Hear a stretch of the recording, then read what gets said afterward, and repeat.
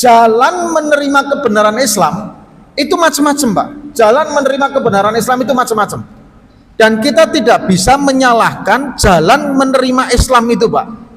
Jalan menerima kebenaran Islam itu kemudian ada yang membanding-bandingkan, tidak bisa, karena jalannya macam-macam. Contoh begini, ada seseorang itu dia menerima kebenaran Islam karena sejak kecil, begitu lahir bapak ibunya Islam, kemudian kita Islam sampai sekarang Islam.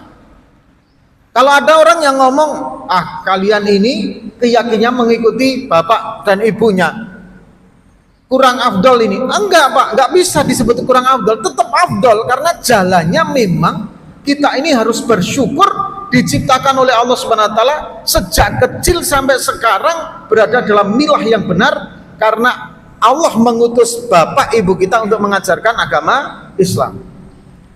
Ada yang mempunyai histori kebenaran Islam yang dia terima melalui jalur seperti itu. Ini harus bersyukur. Artinya bapak ibu kita juga selamat dari azabnya Allah, kita juga selamat. Kalau ada orang yang kemudian kalian akidahnya belum sah karena kalian menerima kebenaran Islam sebagai warisan dari bapak ibu kalian, nggak bisa juga, Pak. Emang kita nggak punya rasional apa? Emang kita nggak punya logika apa setelah besar dan setelah tua seperti ini? Tapi kenapa kita tetap iman Islamnya ada? Karena kita sudah selain menerima pertama kali dari ajaran bapak ibunya, kemudian kita terus belajar ditempa dengan kehidupan dan ditimpa dengan berbagai macam madrasah, sehingga akhirnya kita tetap memilih kebenaran Islam.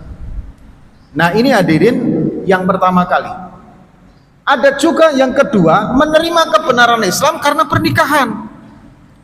Ada seseorang sepele saja, mau nikah kemudian masuk Islam, akhirnya setelah masuk Islam dia pelajari Islam, mengetahui kebenaran Islam, hanya dia terus dalam Islamnya. Ya boleh-boleh saja, sah-sah saja. Karena jalan menemukan kebenaran Islam itu macam-macam.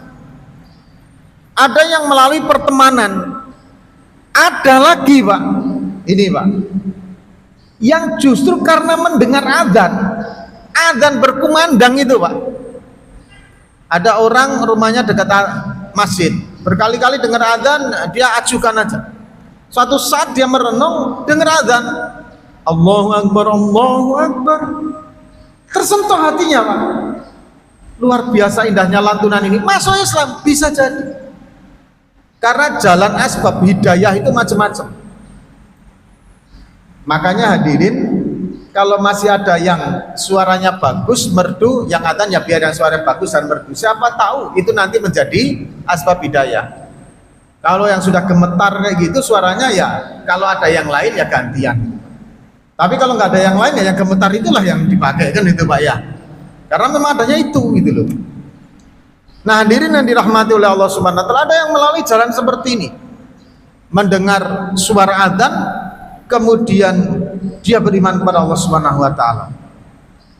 Nah, orang yang menjadi asbab hidayah dari orang lain, misalkan si A masuk Islam gara-gara si B, maka si B ini hadirin yang dirahmati oleh Allah Subhanahu wa taala, pahalanya itu dalam satu riwayat dibebaskan oleh Allah dari api neraka, Pak.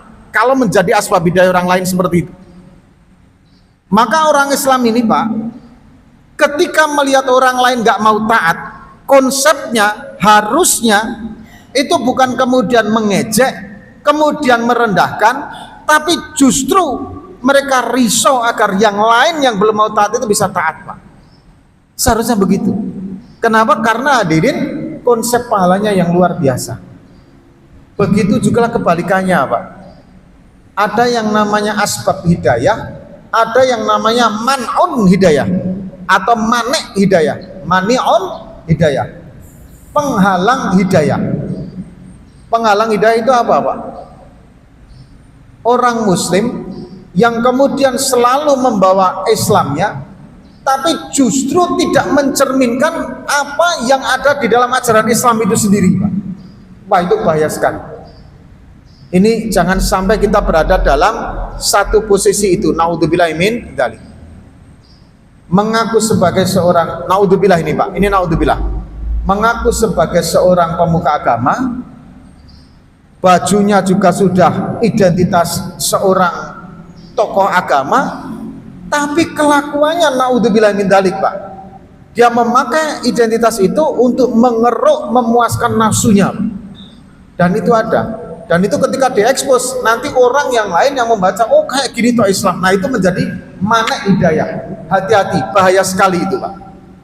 Nah semoga kita tidak masuk golongan itu. Amin ya robbal alamin.